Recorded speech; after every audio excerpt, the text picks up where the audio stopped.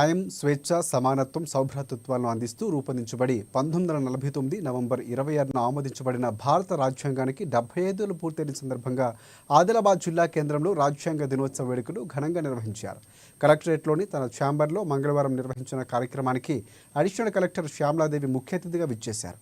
ఉద్యోగులు, అధికారులతో కలిసి వేడుకలు ఘనంగా జరిపారు. రాజ్యాంగ ప్రతిజ్ఞ చేయించారు.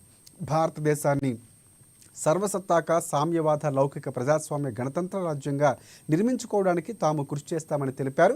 సాంఘిక, ఆర్థిక, రాజకీయ న్యాయాన్ని, ఆలోచన, భావ ప్రకటన, విశ్వాసం, ధర్మం, ఆరాధనల స్వాతంత్ర్యాన్ని, అంతస్తుల్లోనూ అవకాశాల్లోనూ సమానత్వాన్ని చేకూర్చడానికి పాటుపడతామని అందరూ ప్రతినబూనారు.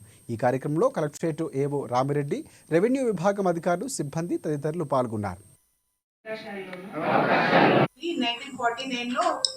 పార్షల్గా అమల్లోకి వచ్చింది. సో 1950 నుంచి అధికారికంగా దాన్ని ఆమోదించడం జరిగింది. సో మనము గణతంత్ర దినోత్సవం కూడా జరుపుకుంటాం. దేనికోసం జరుపుకుంటాం?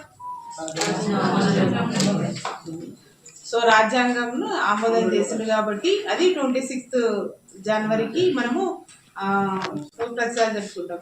సో ఈ రోజుకి 75 ఇయర్స్. సో రాజ్యాంగం రూపకల్పన చేసి కాబట్టి సో మొత్తం దేశం మొత్తమే కాదు, వేరే కంట్రీస్లో కూడా ఈరోజు ఇలాంటి సెలబ్రేషన్ జరుపుకుంటున్నారు. ఈ 1949లో పార్షల్గా అమల్లోకి వచ్చింది. సో 1950 నుంచి అధికారికంగా దాన్ని ఆమోదించడం జరిగింది. సో మనము గణతంత్ర దినోత్సవం కూడా జరుపుకుంటాం. దేనికోసం జరుపుకుంటాం?